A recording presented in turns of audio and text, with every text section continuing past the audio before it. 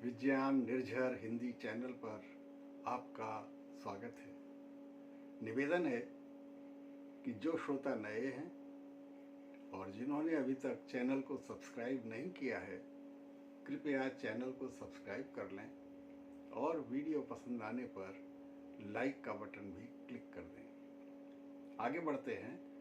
आज हमारा विषय है वर्णों के भूकंपीय उच्चारण और इनके एपिसेंटर्स, अर्थात हिंदी में जिस प्रकार के उच्चारण, भ्रष्ट उच्चारण हिंदी को क्षति पहुंचाते हैं, वह किसी भूकंप से आई क्षति से कम नहीं होता। इस विषय के अंतर्गत आज हम वर्णों के भेद और प्रकार, उनके उच्चारण स्थान, उच्चारण की शुद्ध और वैज्ञानिक तकनीकें, इन विषयों पर चर्चा करने वाले हैं। और इस दृष्टि से आगे बढ़ते हुए छोटी सी बात याद दिलाऊंगा कि पृथ्वी की टेक्टोनिक प्लेटों की तरह मुख के उच्चारण स्थलों की संख्या भी 7 है। प्लेटों की तरह ही मुख के उच्चारण स्थान भी सदैव अपना काम करते रहते हैं, लेकिन अंतर इतना है कि वहाँ प्लेटें गतिमान होने के कारण एक दूसरे से टकराती हैं, तब भूकंप आता है। और मुख के उच्चारण स्थान अपने स्थान पर ही रहकर अपना काम करते हैं, जबकि जीव आदि अंग जो उनसे स्पर्श करने का काम करते हैं, टकराने की तरह, उनके द्वारा जब भ्रष्ट उच्चारण होता है तो इसे ही मैंने भूकंपीय उच्चारण और इनके एपिसेंटर्स की बात से संकेत किया है। टेक्टोनिक प्लेट्स जब आपस में टकराती हैं तो भूकंप से क्षति होती है। इसी प्रकार मुख के अंगों की गलत टकराहट से भ्रष्ट उच्चारण के भूकंप हिंदी को क्षति पहुंचाते हैं। इसके साथ आगे बढ़ते हैं। सबसे पहले वर्णों के भेद। साथियों, वर्णों के 2 भेद होते हैं, स्वर और व्यंजन। 2 ही भेद वर्णों के माने गए और इनके साथ एक आ जाता है अयोगवाह। तो वर्णों के 2 भेद हुए, स्वर और व्यंजन। अ से औ तक जितने हैं सब स्वर हैं। इसी प्रकार स्वरों के भी भेद हो जाते हैं, उपभेद कह लीजिए, ह्रस्व स्वर और दीर्घ स्वर। एक मात्रा काल, 1 सेकंड के मात्रा काल में जो ध्वनि स्वरों की निकलती है उन्हें हम ह्रस्व स्वर कहते हैं, जबकि लगातार 2 सेकंड तक एक ही स्वर की ध्वनि आती है तो उसे हम दीर्घ स्वर कहते हैं। तो इन सब के उच्चारण ह्रस्व स्वरों के अ, इ, उ, रि, ये ह्रस्व स्वर हुए, जबकि दीर्घ स्वर आ, ई, उ, ए, ऐ, ओ, औ, ये दीर्घ स्वरों के उच्चारण है। इनके साथ अयोगवाह को भी रखा जाता है। अयोगवाह के बारे में जान लीजिए कि ना तो ये स्वर होते हैं न ये व्यंजन होते हैं, लेकिन अयोगवाह का प्रयोग सदैव स्वरों की मात्राओं की तरह किया जाता है, इसलिए इन्हें स्वरों के समूह के साथ रखे जाने की सुविधा प्राप्त है और इसीलिए ये स्वरों के साथ ही अयोगवाह के रूप में अलग श्रेणी के रूप में दिखाई पड़ते हैं। इनकी ध्वनियां हैं अंग, अह। यही कारण है अयोगवाह को अयोगवाह कहने का। जहां तक अब वर्णमाला की बात है तो वर्णमाला में हमने स्वरों के भेद देख लिए, ह्रस्व स्वर और दीर्घ स्वर, अयोगवाह को देख लिया। अब हम व्यंजनों के भेदों पर आते हैं। व्यंजनों की भेदों की बात जब हम करेंगे तो इनमें सबसे पहले वर्णमाला में एक वर्ग आता है, 5 into 5, 5 गुणे 5 अक्षरों का एक वर्ग मिलाकर 25 अक्षर होते हैं। यह समूह क से शुरू होकर मा तक जाता है। कवर्ग, चवर्ग, टवर्ग, तवर्ग और पवर्ग, सब में 5-5 अक्षर हैं, इसीलिए इसे वर्णमाला वर्ग भी कहते हैं। दूसरी महत्वपूर्ण बात, इस वर्णमाला वर्ग के सभी अक्षर, सभी व्यंजन, इनमें एक दूसरे अंग को स्पर्श करना होता है, इसीलिए इन्हें स्पर्श व्यंजन भी कहते हैं। और यही कारण है कि इन्हें स्पृष्ट व्यंजन भी कहते हैं। इसके साथ ही पांचों वर्गों के अंतिम अक्षर ङ, य, ण, न और म ये सब अनुस्वार कहलाते हैं और इन सब का प्रयोग हर एक वर्ग का अक्षर अपने से पहले करता है। यानी जब भी कवर्ग, चवर्ग, टवर्ग, तवर्ग, पवर्ग इन वर्गों के कोई भी व्यंजनों से पहले कोई गूंज, कोई नाक की ध्वनि, नक्सुरी ध्वनि आती है तो वह बिंदी की ध्वनि अपने ही वर्ग के अनुस्वार को लेती है। इस संबंध में बहुत सी गलतियां होती हैं। भूकंपीय उच्चारणों की बात जब हम करते हैं तो सबसे ज़्यादा गलतियां यही होती हैं और इसके लिए मैंने आपको एक अलग चार्ट बनाकर दिया है। इसमें आप अनुस्वारों का सही प्रयोग देख सकते हैं और इसके साथ ही यहाँ पर आपके सामने एक वर्णमाला वर्ग भी है और साथ ही किस प्रकार से पंचम वर्ण अनुस्वार का उपयोग हर एक वर्गाक्षर अपने से पहले अपने वर्गाक्षर का पंचम वर्गाक्षर का प्रयोग कैसे करता है, यह वहाँ पर स्पष्ट कर दिया गया है। मुझे आशा है उसके बाद यह गलतियाँ समाप्त हो जाएंगी। इसके बाद अंतःस्थ, ये चार होते हैं, य, र, ल और व। फिर आता है ऊष्म व्यंजन, ये चार होते हैं, श, श, स और हा। तो इस प्रकार ये वर्णमाला हुई और अतिरिक्त व्यंजन हिंदी में दो माने जाते हैं, ड़ और ढ़। ये वर्णमाला का प्रयोग हुआ तो इनके उच्चारण स्थानों की बात कर लें। हिंदी में 8 उच्चारण स्थान माने गए हैं मुंह के और उनके नाम हैं अकुह विसर्जनीयाः कंठ्याः, यानी अ, आ, कवर्ग, क, ख, ग, घ, ङ, ह और विसर्ग। ये सभी ध्वनियाँ ये हमें कंठ से प्राप्त होती हैं। दूसरे नंबर पर है इचू यशास तालव्याम, अर्थात इ, ई, चवर्ग, य और श ये ध्वनियाँ हमें तालव्य से प्राप्त होती हैं। ऋट रसाणाम मूर्धाः, अर्थात रि, टवर्ग यानी टाठा डाढ़ाणाम और श ये ध्वनियाँ हमें मूर्धा से प्राप्त होती हैं। कुछ लोगों का कहना है कि रि और श की ध्वनियों का पता ही नहीं है। ऐसा नहीं है। जीभ को मुंह में ऊपर वाले दांतों से ऊपर की जो एक छाते की तरह स्थान है वहाँ पर ले जाकर सटाते हुए, टकराते हुए जब आप आवाज़ करेंगे रि तो ये रि होगा और टवर्ग के सभी वर्ण यहीं से निकलेंगे, ट, ठ, ड, ढ, ऋ और श भी यहीं से निकलेगा। तो इनका शुद्ध उच्चारण यही है। इसके अलावा किसी प्रकार से इनका उच्चारण करना यह भूकंपीय दोष है। भूकंप की तरह से यह भी हिंदी को घात पहुंचाता है। फिर है ऋतुलसा नाम दंत्याः, यानी दांतों को स्पर्श करते हुए जो वर्ण निकलते हैं वे हैं ल, स और तवर्ग, त, थ, द, ध, न। जीव को स्पर्श करते हुए आप अनुभव कर सकते हैं।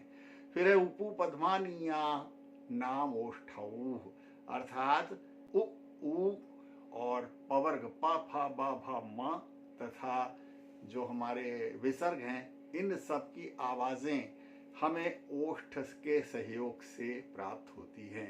इनका उच्चारण स्थान हम कह सकते हैं ओष्ठ है।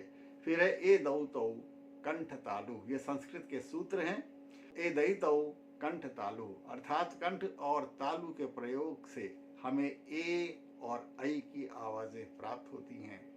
फिर है वकारस्य दंतोष्ठम, यानी वह बोलने के लिए हमें दांतों और ओठ दोनों का सहयोग लेना पड़ता है। इसके बाद अगला उच्चारण स्थान है ओ दौ तौ कंठोष्ठम, यानी ओ और औ को कंठ से बोला जाता है। अब आती है बात नासिक्य और अनुनासिक ध्वनियों की। तो नाक से बकरी की तरह से जिस प्रकार की आवाज़ हमें प्राप्त होती है उसे हम नासिक्य या अनुनासिक ध्वनियाँ कहते हैं। जैसे हैं, में, कमरे में, हम बाजार जा रहे हैं इत्यादि ध्वनियाँ जो हैं यह नासिक की ध्वनियाँ हैं, अनुनासिक कहलाती हैं। और अनुस्वार ये पंचम वर्ण यानी हिंदी वर्णमाला वर्ग का 5वां अक्षर, हर वर्ग का 5वां अक्षर, उसे हम अनुस्वार कहते हैं। और इसलिए कहते हैं कि नाक से निकलने वाली आवाज़ का अनुसरण ये पांचों वर्ण, इनके पीछे स्वर निकलता है। पहले नाक की आवाज़ के साथ स्वर निकलता है, इसीलिए हम अनुस्वार कहते हैं। जैसे इनको समझने के लिए हम समझ ले, संस्कृत की एक धातु है हस। हस का मतलब होता है हंसना। अब ये हंसना जो हाँ निकला, ये नासिक की ध्वनि है। इसको हम चंद्र बिंदु से दर्शाएंगे, लेकिन अगर इस पर हम पूर्ण बिंदु लगा देते हैं तो हंस की जगह हो जाएगा हंस। और इसी तरह मेघ, मेघ का अर्थ लोक भाषा में वर्षा से होता है, लेकिन अगर हम बिंदी पूरी कर देंगे तो मेहंदी हो जाएगा। इसलिए ये अंतर हमें नासिक के और अनुनासिक में ध्यान रखना है। अब आता है एक व्यंजनों का नया भेद, जिसे हम कहते हैं द्वित्व व्यंजन, डबल, यानी कंटिन्यूअस, लगातार एक ही वर्ण बिना बीच में स्वर आए 2 बार आए तो हम इसे द्वित्व व्यंजन कहते हैं। जैसे अन्न, मुक्का, मुनक्का, मक्का, कच्चा, बच्चा, इनमें जो डबल अक्षर आ रहे हैं लगातार, इन्हें हम द्वित्व व्यंजन कहेंगे, डबल व्यंजन कहेंगे। द्वित्व व्यंजन के बाद फिर आती है बात संयुक्त व्यंजन की। संयुक्त व्यंजन साथियों, इसमें स्वर रहित 2 भिन्न भिन्न व्यंजन आपस में जब मिलते हैं तो ये संयुक्त व्यंजन होता है। द्वित्व व्यंजन और संयुक्त व्यंजन में अंतर केवल इतना है कि द्वित्व व्यंजन में एक ही व्यंजन 2 बार आकर आपस में मिलते हैं तो द्वित्व डबल हो जाते हैं, जबकि संयुक्त व्यंजन में एक व्यंजन कोई और दूसरा व्यंजन कोई, बीच में स्वर न होकर जब 2 भिन्न व्यंजन आपस में मिलते हैं तब इन्हें हम संयुक्त व्यंजन कहते हैं। जैसे हम कह सकते हैं क, इसमें से हम स्वर हटा दें, पीछे लगा दें त, तो क्त शब्द बनेगा, क्त क्त। और इसके लिए रक्त, भक्त, आसक्त, ऐसे सभी शब्दों में क और त का संयोग देखने को मिलता है। अच्छा,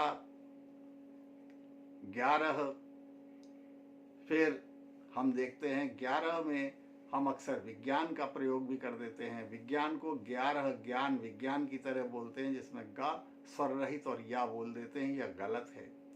जबकि वह शब्द ज्या से बना है, ज जिसका अर्थ होता है जानकारी, तो जानकारी से ज्ञान शब्द बना है, तो ज और या के संयोग से ज्या बनेगा, ग और या के प्रयोग से ज्ञा बनेगा। इसी तरह क और श के योग से क्ष बनेगा, क्ष। जैसे बहुत से लोग श बोलते हैं, कुछ लोग छा बोल देते हैं।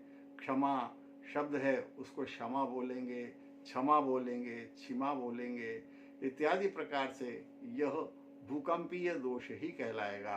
त्र, इसमें ता स्वर रहित होगा, पीछे रा लगेगा तो त्र लगेगा, स्वतंत्र। इस प्रकार से ये शब्द बनेगा।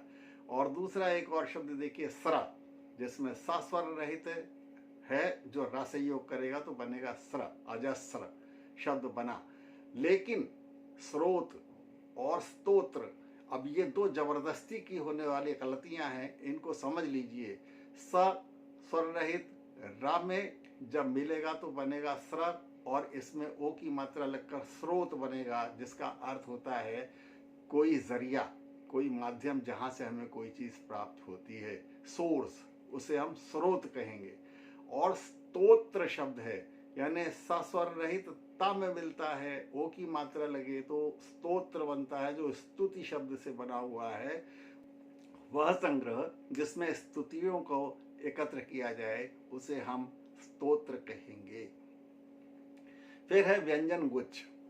एक इसका नया उदाहरण आपके लिए रख रहा हूं। व्यंजन गुच्छ अर्थात जब 2 स्वर रहित व्यंजनों से ज्यादा व्यंजन हों और वे स्वर रहित होने के बाद भी आपस में मिल रहे हों तो इसे हम व्यंजन गुच्छ कहेंगे।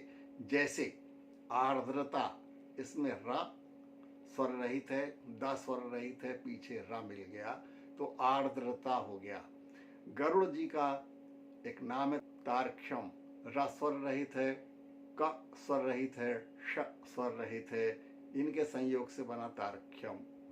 एक और बड़ा प्रचलित शब्द है जिसका भूकंपीय एक उदाहरण आपके सामने रख रहा हूं। शब्द है मत्स्य। मत्स्य का मतलब होता है मछली।